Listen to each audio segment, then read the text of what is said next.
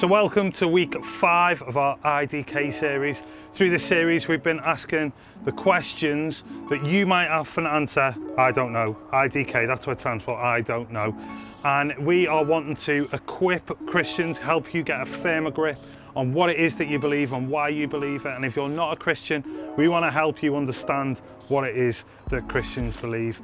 And this week we are going to look at a question that whenever I get into a conversation with someone who isn't a Christian, who wants to talk about God, this is the number one question that comes up, and it's this: why does God allow suffering? So we're going to unpack that through this session.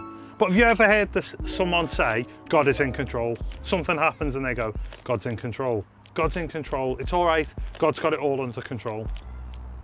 I want to say something that's a little bit controversial. God hasn't got absolutely everything under control. Shock, I can't believe Andy's just said that. Seriously, God has not got everything under control because he has given us free will. God has given to us a gift of free will. Therefore, God, unless I give him control, God does not have control over my decisions.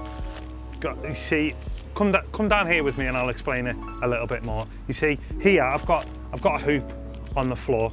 And you see, if you imagine that this hoop is everything that is under my control. These are the things that I have control over.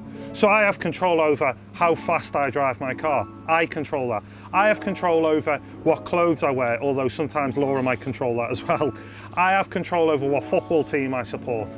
However, I don't have control over how well Liverpool play. I don't have control over what other people wear. I don't have control over how fast other people drive. The things that I don't have control are on the outside of this circle. There are some things that God has delegated for me to be under control of. These are the things that are under my free will.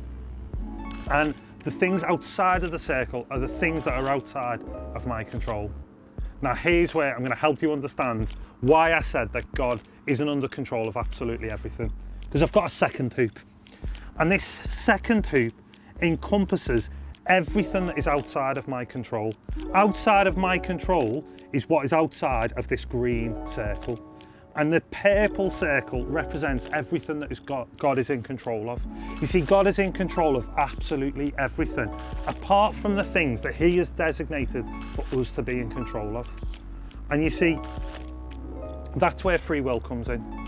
It's because I'm in control of this, but God is in control of the bigger stuff. Yes, God is in control of absolutely everything, but we are in control of some other things. I'm going to stand up now because my knees are starting to get sore. I'm getting old.